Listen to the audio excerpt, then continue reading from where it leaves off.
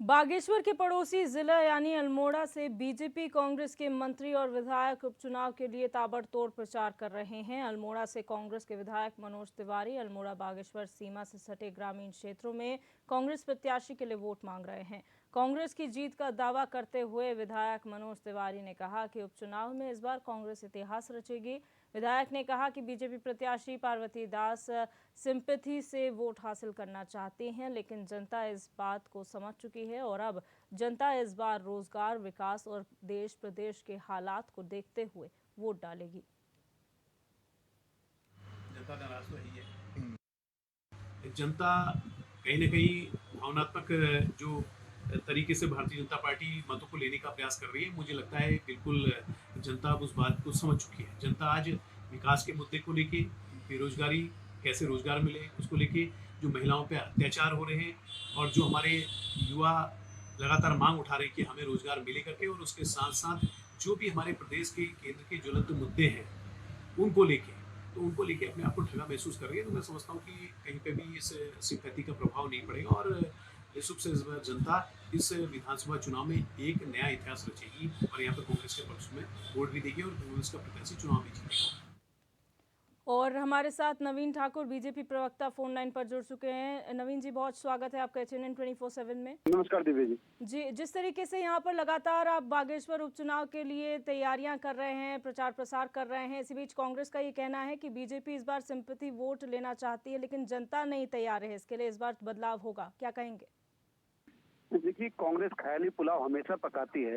आप सारे चुनाव उठा के देख लीजिए। 2014 से पहले कांग्रेस की सरकार थी, ये कह रहे थे 5 लोकसभा जीतेंगे। क्या हुआ? इस प्रदेश की यशस्वी जनता ने 5-0 से कांग्रेस को हराया, 0 अंडा दिया।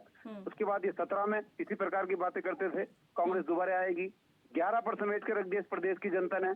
फिर इन्हें उम्मीद थी कि 19 में तो हमें 5 लोकसभा मिल ही जाएंगी, फिर भी इसी प्रकार की बातें कर रही थी, जनता बदलाव चाहती है। लेकिन वही हसर हुआ 5-0।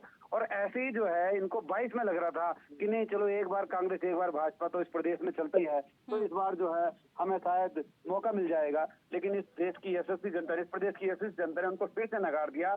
ऐसे ही जो है ये ख्याली पुलाव यहाँ पर बागेश्वर में पका रहे हैं, जबकि मैं ग्राउंड जीरो पर पिछले 10-12 दिन से हूँ। और यहाँ पर आप देखिए, लगातार यहाँ पर केवल और केवल जो है पैसे देकर किराए पर लाए हुए जो कार्यकर्ता नहीं, किराए पर लाए हुए पेड वर्कर, उनसे जो है कांग्रेस अपना काम चला रही है और कुछ नहीं। नवीन जी, आप कह रहे हैं पेड वर्कर, लेकिन कांग्रेस का आरोप है कि बीजेपी जो है वो कांग्रेस के कार्यकर्ताओं को, नेताओं को धमकाने और परेशान करने का काम कर रही है, अपनी जो है यहाँ पर हिटलर शाही दिखा रही है। ये हास्यास्पद है जब इनके स्वयं के नेता ने छोड़ के जा रहे हैं और उनका खुद का जो है उनकी पार्टी में सम्मान नहीं हो रहा है। जिन कांग्रेस के नेताओं ने 5 वर्षों तक मेहनत की, कांग्रेस ने उनको सम्मान नहीं दिया जी। ये जो है बाहर से आयातित प्रत्याशी लेकर आए, जो इनकी जो है झोलियां भर दे, जो केवल धन बल के दम पर चुनाव लड़ता है। बसपा में रहा तो बसपा की जो है यहाँ पर इन्होंने कहानी खत्म की। फिर आम आदमी पार्टी में गए, वहां पर धन बल के दम पर इन्होंने कुछ वोट पा लिए, फिर आम आदमी पार्टी यहाँ खत्म हो गई। अभी कांग्रेस में आए हैं, कांग्रेस के लिए भस्मासुर साबित होंगे और कांग्रेस को इसके बाद यहाँ पे प्रत्याशी नहीं मिलेगा। जैसे इस बार हुआ, कांग्रेस को प्रत्याशी नहीं मिला, आयातित प्रत्याशी कांग्रेस को लेना पड़ा। इस बार जो है बसंत कुमार का बस अंत होने वाला है इस चुनाव के बाद। उनका राजनीतिक अंत जो है इस चुनाव में हो जाएगा। ये 100% आप मानिए, मैं आपके चैनल पर बहुत जिम्मेदारी के साथ कह रहा हूँ कि इस बार बसंत कुमार अगला चुनाव कोई लड़ेंगे नहीं, क्योंकि उन्होंने सभी दलों में जाकर देख लिया है। हर दल में जितने बड़े दल बदलू बसंत कुमार हैं, शायद इस क्षेत्र में कोई है नहीं। तो उनसे आम आदमी पार्टी के कार्यकर्ता भी परेशान हो गए। उन्होंने कहा कि हमें धोखा दिया है, वो भाजपा के साथ है। कांग्रेस के लोग भी परेशान है, उन्होंने कहा बसंत कुमार ने हमें भी धोखा दिया है, हमारी पार्टी ने हमें धोखा दिया है बसंत कुमार के कारण। जो बसंत कुमार पानी पी कर कांग्रेस को कोसता था, गालियां देता था, वो कहता था कि इतने मेरे दिन खराब नहीं है कि मुझे कांग्रेस से चुनाव लड़ना पड़े। आप लगातार देख रहे हो उनके वायरल वीडियो।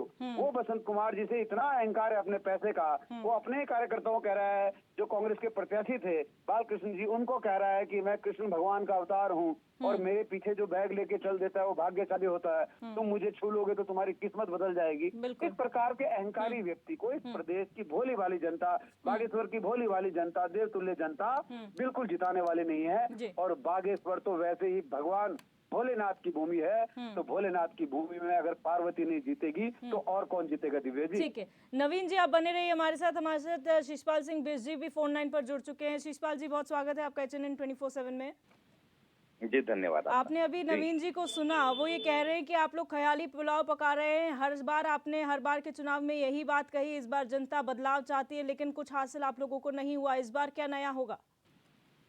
देखिए दिव्य दर्शनी जी, भारतीय जनता पार्टी के प्रवक्ता हो चाहे नेता हो, इनका अहंकार जो है सड़ चढ़ के बोल रहा है। लोकतंत्र में इनका शायद विश्वास नहीं है। और अब ये कह रहे थे कि भारतीय जनता पार्टी के प्रवक्ता की कांग्रेस जो है आयातित प्रत्याशी के भरोसे चुनाव लड़ रही है, जिनकी सिटिंग विधानसभा में इस समय जो प्रचंड बहुमत, वहां 15 से ज्यादा विधायक आयातित हो, जिनका कैबिनेट ही पूरा आयातित नेताओं के भरोसे हो, कैबिनेट उसके भरोसे चल रहा हो, इनको नहीं मिले अपने लोग। ये तोड़ फोड़ के, जोड़ तोड़ के भरोसे जो चुनाव भी जीतते हैं, सरकारें भी बनाते हैं। कि देश की जनता भली भांति जानती है कि भाजपा का चाल चरित्र चेहरा क्या है, कथनी करनी का अंतर अब क्या है, वो आ गई है। क्योंकि बागेश्वर में बौखलाहट है, बागेश्वर में भाजपा को प्रचंड सत्ता होते हुए भी जो है समर्थन नहीं मिल रहा है जनता का। ये पुलिस के डंडे के बल पर वहां चुनाव जीतना चाहते हैं। आप देखिए कि जिस तरीके से बागेश्वर में जनप्रतिनिधियों को डराने धमकाने का काम हो रहा, ग्राम प्रधान तक को जो है डरा धमका करके जो है कहा जा रहा है कि अगर भाजपा का प्रत्याशी यहाँ से नहीं जीतेगा तो देखो तुम्हारा ये कर देंगे, तुम्हारा वो कर देंगे। जो लोग ठेकेदारी में हैं, जिनके ठेके हैं, उनके पेमेंट रोक लेंगे, धमकी ये लोग दे रहे हैं। आप और तो छोड़िए ना, इसका उदाहरण हमने कल राज्य के मुख्य चुनाव आयुक्त से मिलकर भी ये बात कही कि आप देखिए बेरोजगारों को मंदिर में जाने से ये भयभीत है। लेकिन शीशपाल जी, आप जो आरोप लगा रहे हैं, नवीन जी तो कह रहे हैं कि कांग्रेस के पास अपना कोई कार्यकर्ता ही नहीं है, आप लोग पैसे देकर खरीद कर जो है कार्यकर्ता बना रहे हैं। नहीं, तो देखिए दिव्य दर्शनी जी, ये भाजपा की कार्य प्रणाली है। भाजपा इस तरीके से काम करती है, ये पेड वर्कर रखती है, ये पेड वर्कर के दम पे चुनाव मैनेज करते हैं, चुनाव जीतते हैं। तो ये इनकी कार्यशैली है, तो वही ये बोल रहे हैं। ये कांग्रेस का ऐसा न तो कोई कभी रहा कि वो पेड वर्कर के दम पर काम करती हो। कांग्रेस का कार्यकर्ता आज भले ही संघर्ष के दौर से है, लेकिन वो देश की जनता के साथ खड़ा है, वो बेरोजगार के साथ खड़ा है, वो मातृशक्ति के सम्मान के लिए लगातार लड़ रहा है। और देखिए कि जिस तरीके की तानाशाही चल रही है, लोकतंत्र की हत्या हो रही है, उसके बाद भी कांग्रेस के कार्यकर्ता का आत्मविश्वास नहीं दिख रहा है। यही इनकी बौखलाहट है, यही भाजपा की परेशानी है। और भाजपा वहां पर तमाम हथकंडे अपना रही है। आप दुनिया की सबसे बड़ी राजनीतिक पार्टी अपने को बताते हैं, आप कहते हैं कि हमारा जो है साहब पौवा प्रमुख तक जो है पन्ना प्रमुख तक मजबूत है, लेकिन उसके बाद भी जो है आप पुलिस के डंडे पे के बल पे चुनाव जीतना चाह रहे। आप जो है सरकारी मशीनरी का दुरुपयोग कर रहे हो। आप वहां पर बेरोजगारों को नहीं आने दे रहे हो, आप वहां पर पत्रकारों को नहीं आने दे रहे हो। वहां की डीएम कह रही है कि ये आईडी बागेश्वर की तो सर्टिफाइड नहीं है, उत्तराखंड में कहीं की भी होगी। अरे उत्तराखंड से बाहर है क्या भाई? कोई भी पत्रकार कहीं भी आ जा सकता है, स्वतंत्र है। आप पत्रकारों की आईडी छीन रहे हैं, आप उनके आईडी तोड़ने का काम कर रहे हैं। आपका फरमान उनके खिलाफ जारी हो रहा है कि यहाँ पर आप जो है बिना अनुमति के कवरिंग नहीं कर सकते। हम पहली बार इस प्रकार के जो है तानाशाही देख रहे हैं, इस प्रकार की बौखलाहट देख रहे हैं, इस प्रकार का डर देख रहे हैं सत्ता में होते हुए। तो आप समझ सकते हैं कि कांग्रेस ने जमीनी स्तर पर संगठन को बहुत मजबूत किया है। भाजपा की दाल वहाँ पर नहीं चल रही है और भाजपा वहाँ पर बहुत बड़े बहुमत से ये चीज जवाब भी ले लेते हैं। यही है जी, सबसे बड़ा प्रमाण ये है कि जैसे ही हम सत्य के साथ बात कहना शुरू करते हैं, कांग्रेस के प्रवक्ता बौखलाने लगते हैं, बीच में बोलने लगते हैं। मैं उम्मीद करता हूँ कि जिस धैर्य से मैं शिषपाल जी का सारा झूठ सुन रहा था, उसी धैर्य के साथ वो मेरा सच सुनेंगे। देखिए आप, मैं इनके सारे बयान इनके प्रवक्ताओं के आपको दिखा देता हूँ कि जब चंपावत का चुनाव हुआ, यही रटी रटाई बातें हैं, भाजपा ये करती है, वो करती है। शराब इनकी पकड़ी जा रही है, इनके पैसे इनके पकड़े जा रहे हैं, अवैध धन और अवैध जो है शराब के दम पर चुनाव ये लड़ रहे हैं और आरोप भाजपा पर लगा रहे हैं। लेकिन नवीन जी, जब आप लोग ये कहते हैं कि कांग्रेस जो है हमेशा ये ख्याली पुलाव पकाती है, वो काम नहीं आता है, लेकिन आपको नहीं लगता कि बेरोजगारी एक मुद्दा इस प्रदेश में अब बन चुका है, महंगाई मुद्दा बन चुका है, तो क्या पता इस बार जनता उन मुद्दों पर वोट डाले? नहीं, देखिए ये मुद्दे जो है कांग्रेस आज से 14 से उठाती आ रही है, लेकिन इस प्रदेश की देवतुल्य जनता समझ चुकी है। आप देखिए अभी जो सर्वे हुआ, पूरे भारत में उत्तराखंड असम के बाद दूसरे नंबर का राज्य है रोजगार देने में। ये मेरे आंकड़े नहीं, ये प्राइवेट एजेंसी के आंकड़े हैं, ये मेरे आंकड़े नहीं है, सरकारी एजेंसी के आंकड़े हैं। दो एजेंसियों जो सड़कों पर है वो कौन है सर? जो सड़कों पर है वो कौन है जो लगातार यहाँ पर विरोध प्रदर्शन करते रहते हैं अपनी मांगों को लेकर? कांग्रेस का एजेंट है जिसके लिए लगातार लड़ रहे हैं। उनके साथ देखिए ना कांग्रेस के पदाधिकारी हैं। मैंने पूरी वीडियो जो है सोशल मीडिया पे डाली, आप देखिए एक बार। कांग्रेस के पदाधिकारी, आप देखिए ना किस प्रकार की बौखलाहट, और कोई नहीं बोल रहा है। 4 बेरोजगार लड़के अगर बोलते तो हम मानते, एक बेरोजगार लड़के का बयान बॉबी पवार के पक्ष में नहीं है, लेकिन कांग्रेस की पूरी मंडली बौखला गई, सारे मंडली जो है बौखलाकर बॉबी पवार के समर्थन में उतरा है। जो आज जो है अपनी आलीशान गाड़ी से घूमता हो, जिसके पास इतना पैसा हो कि जो अल्मोड़ा बागेश्वर कहीं भी जो है आ जा सकता हो, 4 साथियों के साथ बड़े होटल में रुक सकता हो, वो कहाँ का बेरोजगार दिव्या जी? इस प्रदेश का बेरोजगार जानता है। उसके साथ आज जो है 10 लोग नहीं है, केवल कांग्रेस का एजेंट बना है। उसकी फोटो देखिए, मैंने सब डाले हैं। कांग्रेस के सब नेताओं के साथ जो है उसके फोटो, चाहे प्रीतम सिंह जी हो, चाहे हरीश रावत जी हो, भुवन कापड़ी हो, उन सब के साथ जो है बॉबी पवार की फोटो है। बॉबी पवार कोई बेरोजगारों का नेता नहीं है, कोई भी बेरोजगार उसके साथ नहीं है, क्योंकि बेरोजगारों को रोजगार देने का काम जो है यशस्वी मुख्यमंत्री पुष्कर सिंह धामी जी ने दिया है। चाहे सरकारी नौकरियां दी हो, चाहे जो है उनको स्वरोजगार के माध्यम से जो रोजगार दिया हो, और पूरे भारत में सबसे ज्यादा रोजगार उपलब्ध कराने वाला दूसरे नंबर का राज्य है। ठीक है शीशपाल जी, शॉर्ट में जवाब दीजिएगा। दिव्या जी जी कोई आने वाला नहीं। बिल्कुल शीशपाल जी, शॉर्ट में जवाब दीजिएगा एक बार फिर। बॉबी पवार को बेरोजगारों का नेता नहीं बल्कि कांग्रेस का एजेंट बता दिया गया, क्या कहेंगे इस पे?